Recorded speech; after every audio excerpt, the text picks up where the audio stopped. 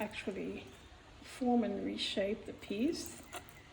It will be folded tightly to ship, but upon receiving it, you can unfold it and then reform the piece, trying to mimic the shape. Of course, you can put nails into the piece at different points, or screws to hold it back and down into the wall, so that it's not as protruding.